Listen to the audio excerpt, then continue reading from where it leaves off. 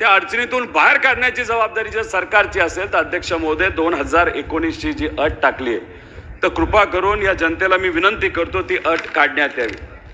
अध्यक्ष महोदय, ज्या शेतकऱ्याचं कर्ज 50,000पेक्षा जास्त आहे आणि त्यांनी 2019ला पण त्या योजनेचा लाभ घेतलाय, अशा शेतकऱ्याला आधी जो अतिरिक्त पैसा आहे म्हणजे 50,000च्या पुढे त्याचं कर्ज असेल, समजा 1 लाख असेल तर आधी 50,000 भरावे लागतात आणि मग त्याला या 50,000 रुपयाचा लाभ मिळणार. 1.5 लाखाचं कर्ज घेतलं असेल आणि त्याच्या व्याज आणि पेनल्टी पकडून समजा 2 लाखावर गेला असेल तर 1.5 लाख भरावे लागणार आणि मग 50,000चा लाभ तिथं मिळणार आहे. अध्यक्ष महोदय, तुम्हा आपल्या सगळ्यांना माहिती आहे आज परिस्थिती काय. 2025ला अतिवृष्टी झाली, त्यात मोठ्या प्रमाणात नुकसान झालं, 98 लाख हेक्टरवर नुकसान झालं. आता आपण बोलतोय मुंबईत चांगला पाऊस आहे, पुण्याच्या ठराविक ठिकाणी पाऊस आहे, कोकणात पाऊस आहे, पालघरला पाऊस आहे, नाशिकला पाऊस आहे.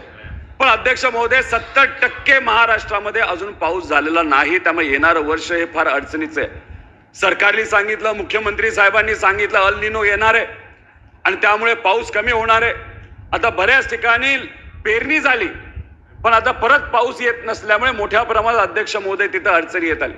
मग येणार कुठून पैसे अध्यक्ष महोदय हे वरचे पैसे देण्याला?